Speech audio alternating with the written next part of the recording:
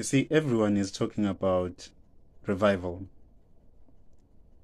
and we have been talking about revival, I think, for 4 to 3 years now, or 4 to 5 years, talking about revival. And the assumption, how it is being spoken of, it suggests that there is this great summoning of people into a remote area for a church meeting. That's not what revival is. God is restoring things in his church. And just like Prophet Sihle once said, God is taking his church from the church. So there are things that will happen which will seem like a breaking away of some, whereas it is God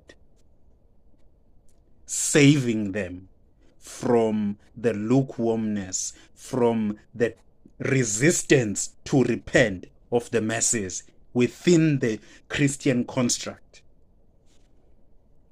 And I want to tell you that Jesus doesn't mind doing things his way or playing his part and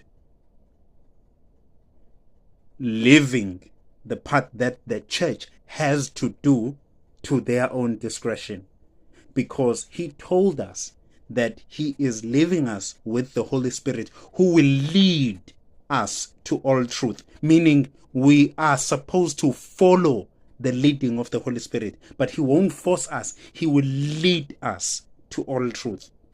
If we resist walking as advised by the leading of the Holy Spirit, we are to blame. Not the Holy Spirit, not the devil.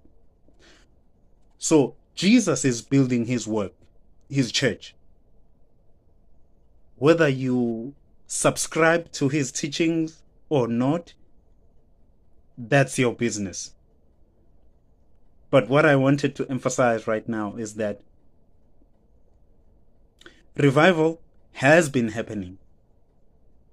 For some, it has had to do with doctrine. In fact, the 7 churches in the book of Revelation, that was revival.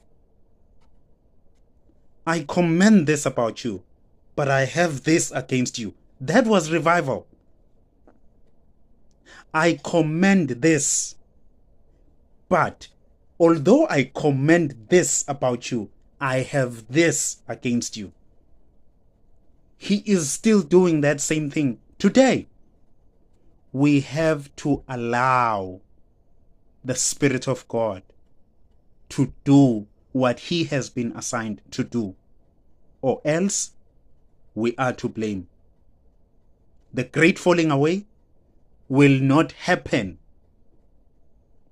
and leave us with grounds to judge God as being unjust, but he will do everything within his sovereign might to ensure that we are the ones to blame and not him. Have a good one.